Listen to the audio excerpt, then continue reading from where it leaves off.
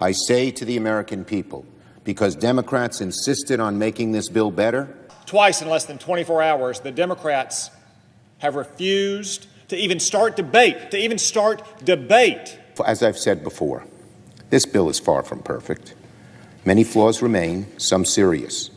But by no stretch of the imagination is this the bill the Democrats would have written had we been in the majority. If Democrats held the pen, we would have designed the assistance to troubled industries in a completely different way. Let's just go through what is a priority for Nancy Pelosi and the Democrats. We would have added even more support for Medicaid, hospitals, community health centers, and nursing homes. The Democrats want to impose quotas for race and sex on corporate boards. Is that going to stop anyone from getting sick? And new patient protections to ensure that everyone with coronavirus can access and afford treatment. Bailing out the Postal Service, wiping out all the debts that the Post Office has towards the Treasury. Is a survival package for the coronavirus the right time to be talking about Postal Service debt to the Treasury? We would have increased food assistance. Airline carbon emission offsets. Every airline that benefits from these programs, which is probably going to be all of them, has to go carbon neutral by 2025. We would have included more relief for student borrowers. $10,000 minimum of student loan forgiveness across the board. Another ideological wish list item for the Democrats.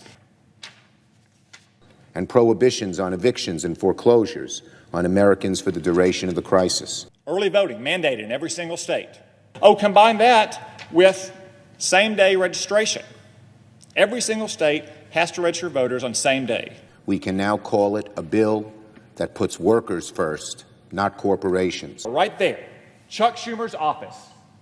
They are demanding free cash giveaways for major corporations. That has a Marshall Plan for hospitals, and that has accountability. Yet where are the Democrats?